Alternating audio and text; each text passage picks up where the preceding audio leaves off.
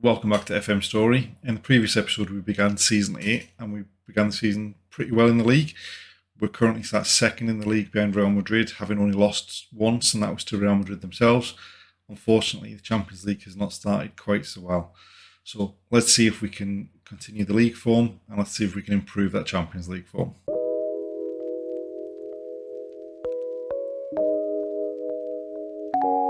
Before we do get started, if you do enjoy the video, please like, comment, subscribe.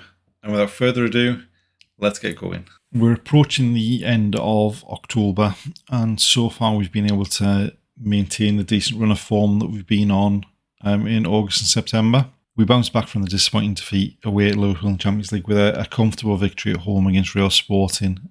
Although the XG looked pretty close, they basically picked up in terms of XG after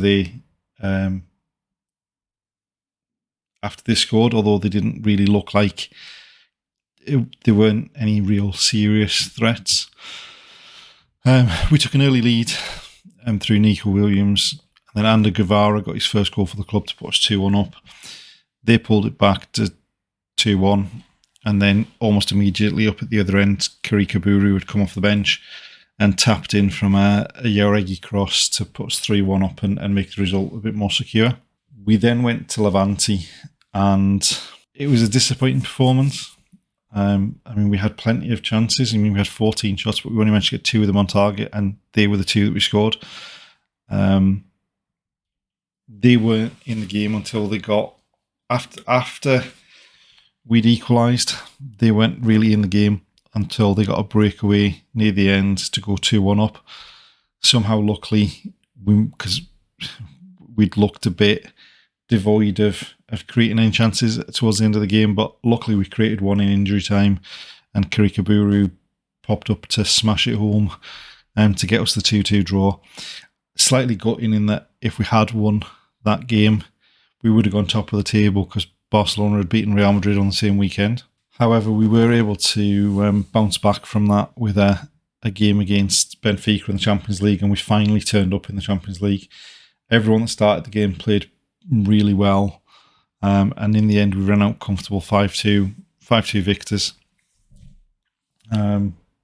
Really, once we got the third goal, just to give us that 2-goal gap again, we really looked really comfortable. We dominated possession, created a load of chances, and we were also able to rest some players for the last half hour or so with the Barcelona match in mind. So going into the game against Barcelona, we're currently starting second in the table. We're level on points with Real Madrid, but obviously they're ahead because they beat us earlier on in the season. We're a point ahead of Real Sociedad and a point ahead of Barcelona and 2 points ahead of Atletico Madrid. This is really our first big test in the league since the Real Madrid game, so it's going to be important to get off to a good start, especially at home, and hopefully we can put in a performance and get a result.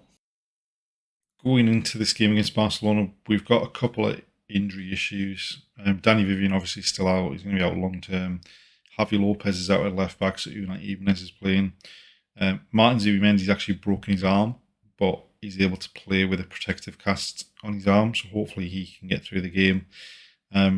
Obviously, Barcelona must have some form of issue, given the number of players that they aren't able to field on the bench.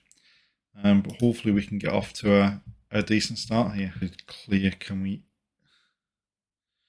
Right, Jauregui, can you do something with this? What a ball. Oh! And now they're going to go up the other end and score.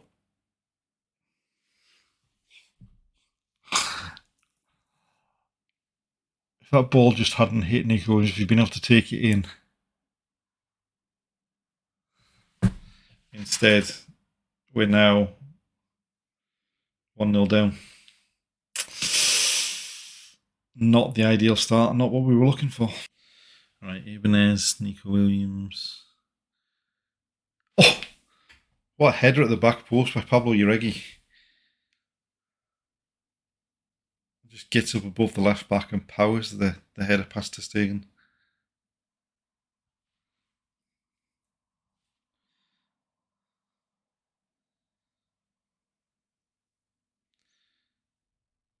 Hopefully that settles us down and gets us back into this game.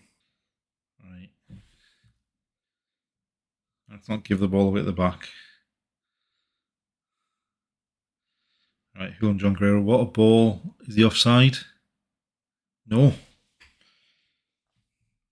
Great run, great touch, great finish. And he certainly appears to have been worth the outlay. I know it was 16.75 million, I think we paid for him in the summer. And he's really coming to his own, and he's the one in form. Unai Ribeiro scored a couple of goals, but nowhere near the form of Karika Bauru.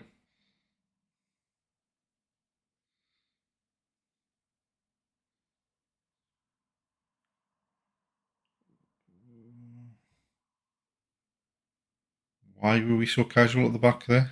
Overall, we've not played very well, but somehow we're 2-1 up. 2 shots, 2 on target, and a 0.19 XG, and we're winning 2-1. We're going to need to be a lot better in the second half. Sunset. Was he through again? Oh! As long as you don't do anything really stupid here. Oh!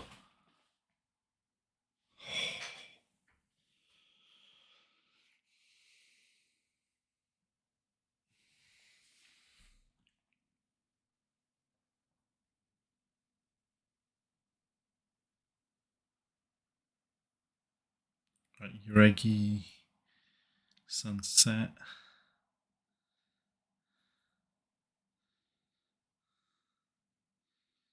Feels very, very much like a smash and grab win, especially when you see how low the XG was when we got those 2 goals. But, you know what, we'll take it. It's a big game. They're coming hot off the heels of a win against Real Madrid. That's exactly what we needed. And we just need to continue this form on as the season goes. We're now approaching the end of November, and off the heels of that victory against Barcelona, things haven't gone quite as well for the rest of the month. We followed up the victory against Barcelona with a pretty comfortable victory against Almeria. Pretty dominant. They really did absolutely nothing in the first half, by which point we were 2-0 up. Although they pulled a goal back, we then scored a penalty, and then Karika Bauru got his second just to confirm the 4-1 victory. We then began November with a victory against Zaragoza, and it was a strange game, as you can see by the number of shots and the number of shots on target we had. Basically, we scored, they went straight up the other end and equalised. Then just after half time, they equalised, and we were really struggling. And we got rescued by Aymeric Laporte.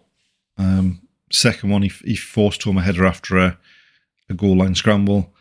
The third one was a free kick from the edge of the box. Why Laporte was on the free kicks, I don't know.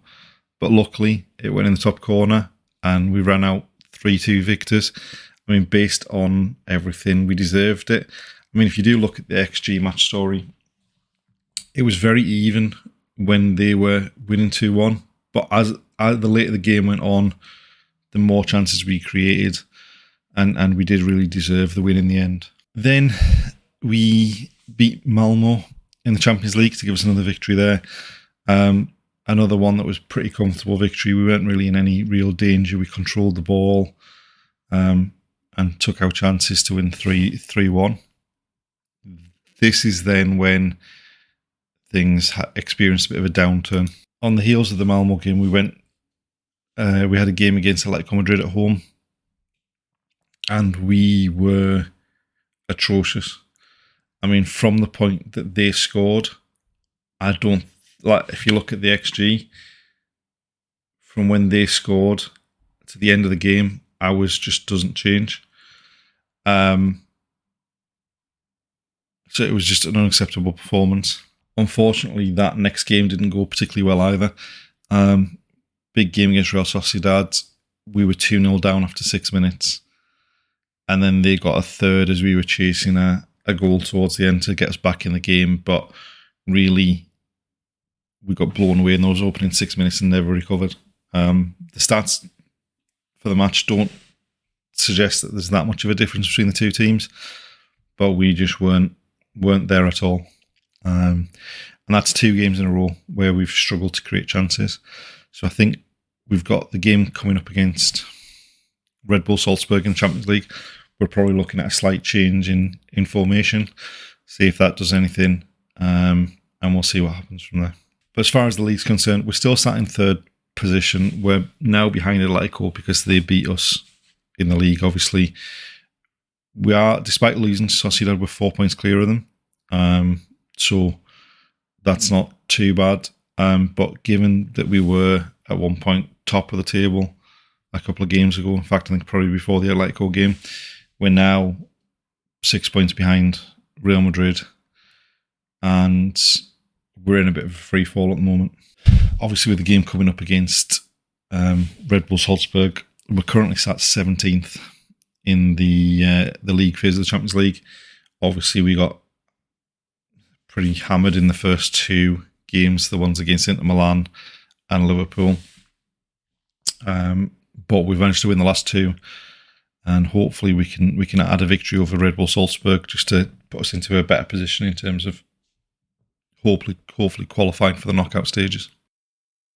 So going into the Red Bull Salzburg game, we've made a bit of a change to the formation. So we've gone slightly away from the 4-2-3-1 and gone 4-2-4-ish, in that we've replaced the advanced playmaker in the number 10 role with a pressing forward, and we've dropped Julian John Guerrero back into the Segundo Volante role, just to see if that does anything. And we're going to play the wide players as wingers rather than inverted wingers and inside forwards. But really, it's just a test to see how this kind of works. And it may be that we go back to the other formation, or it may be that we try and adjust this as we go. Yes. Oh, what a ball. Surely that's not offside. The defender was behind him the whole time. Sansa, even as Laporte spreads it to Guillamon, who splits the 2 centre halves, and Karika Baru slots home.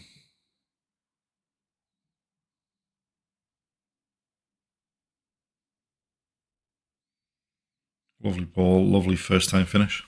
Right, Sunset looking for Karika Baru.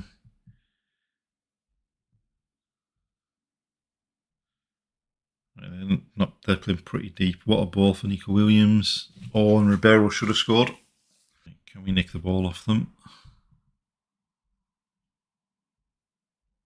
Right, Sunset, Karikaburu.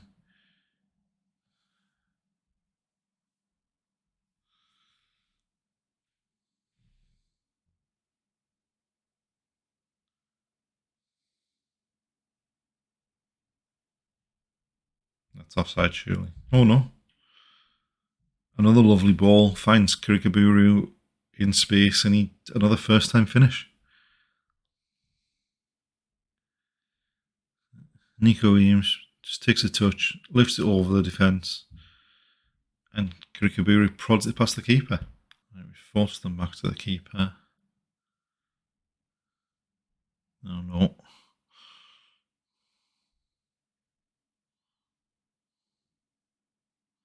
Oh, what forward play. Nico Williams. Should have done. Oh, Karikaburu's got his hat trick.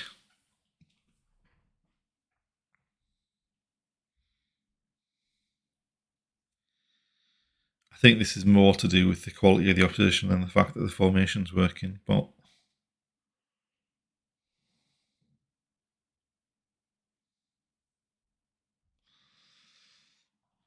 right, Serrano with the corner. Sunset heads home. One thing I do realise now that we didn't do is we haven't set up that set piece instructions. So we've made one change at half time. We've brought Aranga on up front in the pressing forward role instead of Unai Ribeiro, because he didn't have the best of first halves. Just a case of giving people a chance here. Huh. mean, that's not offside.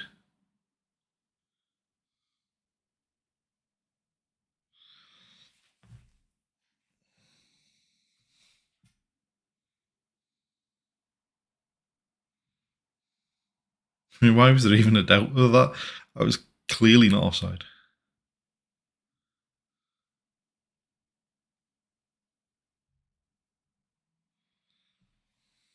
Yeah.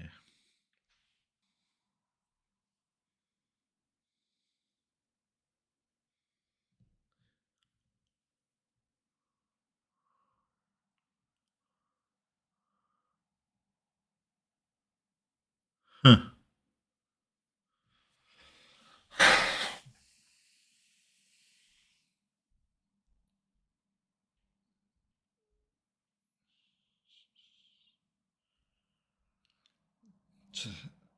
I wonder, it must be the wingers because they're not tucking in like they were.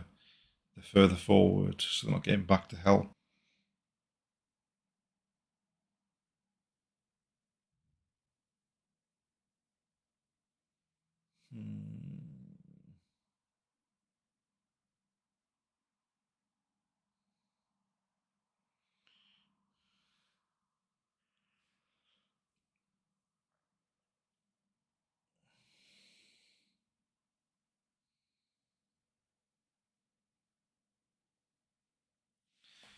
Oh my god.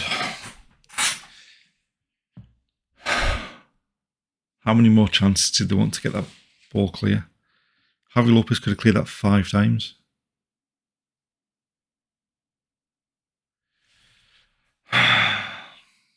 You might well be angry with that, but I mean, come on.